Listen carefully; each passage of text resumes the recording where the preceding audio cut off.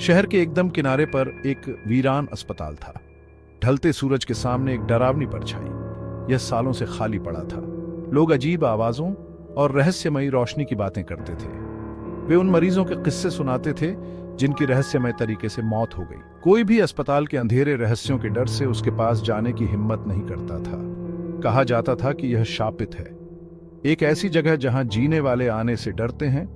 अस्पताल भूले हुए भयावह अत्याचारों के प्रमाण के रूप में खड़ा था, समय के साथ खोई हुई और डर में डूबी एक जगह। रमेश एक युवा पत्रकार था। वह अपनी साहसिक जांच के लिए जाना जाता था। जब मैंने उस भूतिया अस्पताल के बारे में सुना तो मुझे पता था कि मुझे खुद इसे देखना होगा। बेशक वो शक करता था, वह भूतों पर विश्वास नहीं करता था। मैं सच्चाई का पता लगाने के लिए दृढ़ था। उनका मानना था कि इसका कोई ना कोई तार्किक स्पष्टीकरण होना चाहिए। मैंने अपना कैमरा और वॉइस रिकॉर्डर पैक किया। मैं अनजान का सामना करने के लिए तैयार था। वह ऐसी दहशत की दुनिया में कदम रखने वाला था जिसकी उसने कभी कल्पना भी नहीं की थी। जैसे ही रमेश अस्पताल के पास पहुंचा, हवा ठंडी हो गई। सन्नाटा भारी था, केवल उसके अपने कदमों की आवाज से टूटता था। उसने चीखता हुआ दरवाजा धकेला। सड़ांध की गंध दीवार की तरह उससे टकराई। धूल भरी खिड़कियों से छनकर आती मंद रोशनी में धूल घूम रही थी। मैं अपनी रीढ़ की हड्डी में कंपकंपी महसूस कर रहा था। मुझे देखा जा रहा था। वह फुसफुसाहट की आहट सुन सकता था। वे दीवारों से ही आती हुई प्रतीत हो रही थीं। विस्पर्स, चले जाओ, इस जगह को छोड़ दो। अस्पताल अनदेखी आंखों से जीवंत था। रमेश ने महसूस किया कि उसकी रीढ़ की हड्डी में ठंड दौड़ गई है। लेकिन मैंने सच्चाई का पता लगाने के लिए दबाव डाला। रमेश अस्पताल के शवगृह में दाखिल हुआ। हवा और ठंडी हो गई। फॉर्मलाडेहाइड की गंध तेज हो गई, जिससे उसका गला घुट गया। झंग लगी स्टील की मेजें कमरे में लगी हुई थी। वह उन शव बॉडीज की कल्पना कर सकता था जो कभी वहां लेटी थीं। मैं एक धूल भरी अलमारी पर ठोकर मार गया। अंदर मुझे फाइलें मिली। मेडिकल रिकॉर्ड से भरी फाइलें, लेकिन ये अलग थीं। उन्होंने मरीजों पर किए गए भयानक प्रयोगों का विवरण दिया, अनैतिक और अमानवीय। रमेश को गुस्से और उदासी का अनुभव हुआ।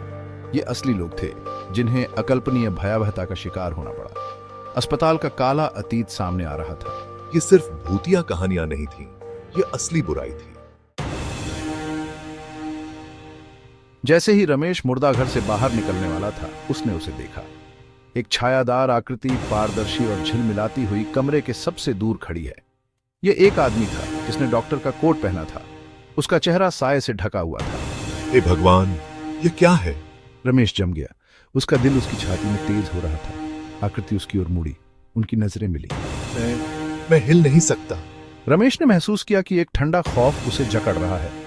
वह हिल नहीं सकता था, सांस नहीं ले सकता था। फिर जैसे ही यह दिखाई दिया, आंकड़ा गायब हो गया। रमेश ठंडे निर्जीव कमरे में कांपता रह गया। वह एक भूत था। यह सब सच है। अस्पताल की भयावहता वास्तविक है। वह अब संशयवादी नहीं था। उसने एक भूत देखा था। अस्पताल की भयावहता बहुत वास्तविक थी। रमेश अस्पताल के अंधेरे में गहराई से खींचता चला गया। वह ऑपरेटिंग रूम में पहुंचा। झंग लगे शल्य यंत्र एक ट्रे पर बिखरे पड़े थे। हवा में खून की धातु जैसी गंध भरी हुई थी। यह जगह, यह असहनीय है। वह लगभग मरीजों की चीखें सन्नाटे में गूंजती हुई सुन सकता था। कमरा दुख से भरा हुआ लग रहा था। रमेश ने महसूस किया कि उसके ऊपर मतली की लहर दौड़ गई है। मुझे यहां से चले जाना चाहिए। जैसे ही वह मुड़ा, उसने कुछ देखा। एक दरवाजा धूल भरी चादर के पीछे छिपा हुआ है। वह बंद था, लेकिन वह अंदर से हल्की आवाजें सुन सकता था। फुसफुसाहट और कराह, पीड़ा की आवाजें। हमारी मदद करो, कृपया। आवाजों से रमेश की रीढ़ की हड्डी में ठंडक दौड़ गई। वह जानता था कि उसे उस दरवाजे को खोलने का रास्ता खोजना होगा। मैं उन्हें नहीं छोड़ सकता। मुझे मदद करनी है। दृढ़ निश्चयी, रमेश ने आगे जो कुछ भी था उसके लिए खुद को तैयार किया। रमेश जानता था कि उसे देखना होगा कि उस दरवाजे के पीछे क्या है। उसे लोहे का एक जंग लगा हुआ सरिया मिला और उसने उसे जोर से खोला। कमरा छोटा और अंधेरा था। एक टिमटिमाता हुआ बल्ब अंदर की भयावहता को रोशन कर रहा था। चिकित्सा उपकरण इधर उधर बिखरे पड़े थे। बीच में एक गरनी खड़ा था जिस पर खून जैसा कुछ लगा हुआ था।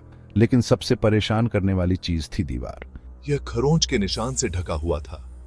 प्लास्टर में गहरे गड्ढे, मानो किसी ने हताशा में उस पर पंजे मारे हों। रमेश ने महसूस किया कि उसकी रीढ़ की हड्डी में ठंडक दौड़ गई है। इस कमरे ने सच्चे आतंक को देखा था। वह इसे अपनी हड्डियों में महसूस कर सकता था। अस्पताल में काले रहस्य थे, रहस्य जिन्हें उंगली करने के लिए वह दृढ़ था। उसकी आंखें एक भयानक रोशनी से जल रही थीं। जब वह फिर से देख सका तो उसका सामना भूत या डॉक्टर से हो गया। रमेश ने अपनी आंखों को ढंक लिया। अचानक कमरा एक अंधाधुंध रोशनी से भर गया। वह अपनी ही करतूत का कैदी था, जो अपने द्वारा बनाई गई भयावहता से बचने में असमर्थ था। उसने अपने पछतावे की बात कही, उस अंधेरे की जो उसे लील गया था, उस दर्द और पीड़ा के बारे में जो उसने दी थी, उसके मुड़े हुए प्रयोगों के बारे में। उसने रमेश को उन भयावहता के बारे में बताया जो उसने अपने मरीजों पर ढाई थी। वह बोला। उसकी आवाज एक द्रुत शीतल फुसफुसाहट थी। रमेश ने भयभीत और मंत्रमुग्ध होकर सुना। भूतिया डॉक्टर रमेश पर झपटा। उसके भूतिया हाथ उसके पास पहुंच रहे थे।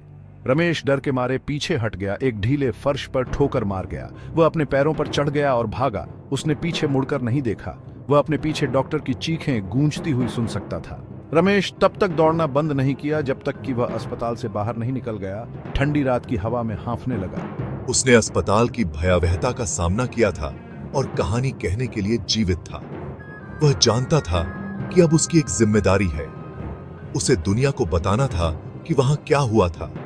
उसे पीड़ितों को आवाज देनी थी। रमेश अपने कंप्यूटर पर बैठ गया। उसके हाथ कांप रहे थे। उसे कहानी लिखनी थी। उसे दुनिया को उस भूतिया अस्पताल के बारे में, उस भूतिया डॉक्टर के बारे में और न्याय के लिए चिल्ला रहे पीड़ितों के बारे में बताना था। उसने तेजी से टाइप किया। शब्द उसमें से निकल रहे थे। उसने उन भयावहता के बारे में लिखा जो उसने देखी थी, जो डर उसने महसूस किया था। लेकिन उन्होंने पीड़ितों के साहस और उन्हें याद रखने की आवश्यकता के बारे में भी लिखा। वह रात भर लिखता रहा, उद्देश्य की भावना से प्रेरित। वह उनके दुख को नहीं भूलने देगा। वह उनकी आवाज होगा। दुनिया को जानने की जरूरत थी। सच्चाई बताई जानी थी। न्याय